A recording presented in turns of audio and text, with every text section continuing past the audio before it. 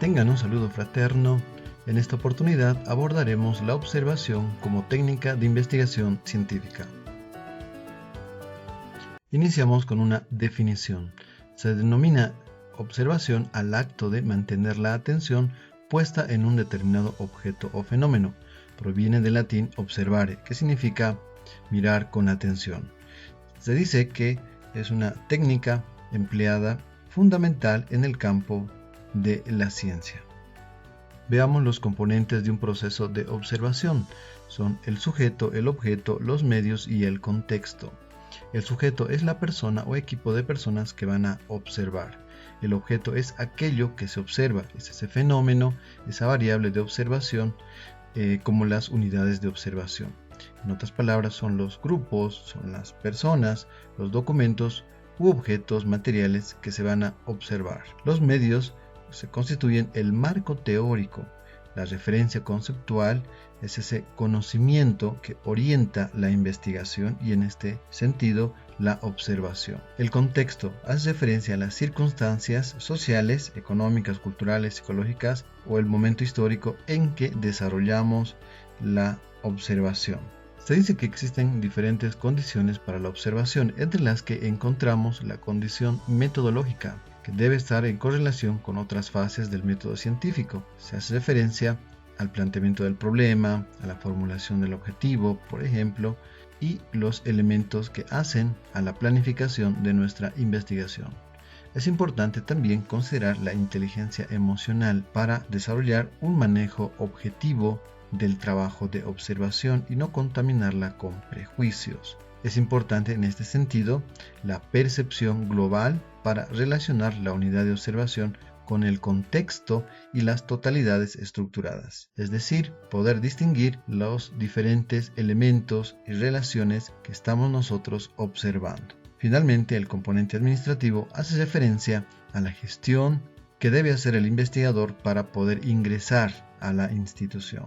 Tenemos diferentes tipos de observación, entre las que podemos encontrar la directa y la indirecta, la participante y la no participante, la estructurada y la no estructurada, observación de campo y observación de laboratorio, la observación individual o la observación de equipo o en equipo. La observación directa hace referencia a la observación que realiza directamente el investigador. Hace referencia a ese vínculo directo. Se trata de información de fuente primaria que arrojará datos importantes y confiables. Por otro lado, la observación indirecta hace referencia a que no existe ese trabajo de campo, no existe esa relación directa, por lo que se debe realizar una recopilación documental, un análisis de datos secundarios. En esta observación indirecta, el investigador no se involucra en la recogida de datos y por lo tanto emplea generalmente otras técnicas como la revisión de estadísticas, el análisis de datos y reportes, anuarios, censos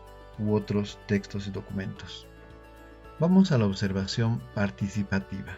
Se realiza con la finalidad de que el investigador tenga una noción más amplia del sujeto o grupo estudiado. El observador participa e interviene del proceso. Como su nombre dice, es una observación en que también se participa. Es importante recalcar que la observación participante se caracteriza por la manera pasiva en que el investigador se involucra como espectador.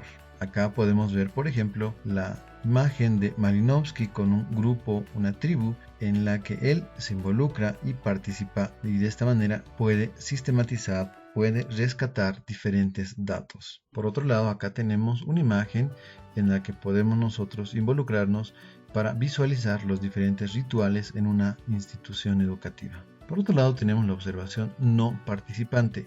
Como vemos en la imagen, hay un grupo de personas y hay una persona que está distanciada, pero que está observando, no se involucra. Esta observación no participante hace referencia a que el observador evita inmiscuirse en el asunto que estudia. Si bien realiza el trabajo de campo, lo realiza simplemente como un espectador pasivo, incluso distante de su objeto de observación. No socializa con los individuos que integran ese fenómeno, esa acción social que es su objeto de estudio. Ahora veremos la observación estructurada, que se caracteriza por la focalización preeminente del objeto de estudio. Como podemos ver en la imagen, tiene ya los elementos, los criterios que va a observar, se caracteriza por esa rigidez, permite profundizar en cada detalle y evitar distractores. Una de las críticas que se realiza a esta observación estructurada es esa rigidez y la poca flexibilidad. Como podemos ver en la imagen, se cuenta ya con los parámetros para poder hacer la observación. Simplemente el investigador se reduce a marcar aquello que está observando, aquellos elementos que le caracterizan al fenómeno de estudio. Una de las características centrales es precisamente la matriz de observación con todos los datos ya organizados. Veamos la observación no estructurada.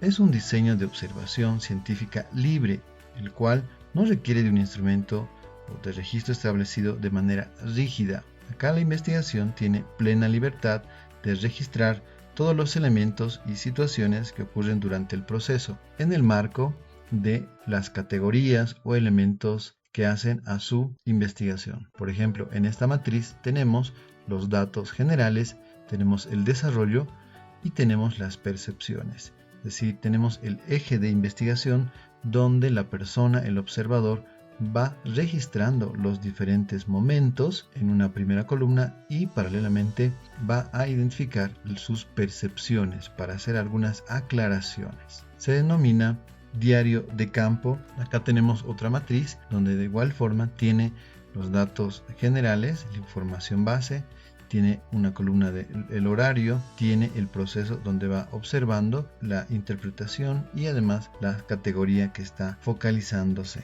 Se dice que en la observación etnográfica, en la observación en general, se podría utilizar inicialmente una observación descriptiva, luego pasar a focalizar la observación y finalmente hacer una observación selectiva. Por otro lado, otras clasificaciones nos hablan de la observación de campo, que es en referencia a que el observador participa del acontecimiento social que es objeto de estudio. Hay una participación directa. Por ejemplo, acá tenemos la práctica del consumo de alimentos, donde el investigador participa del evento para poder realizar la recolección y sistematización de la información que busca.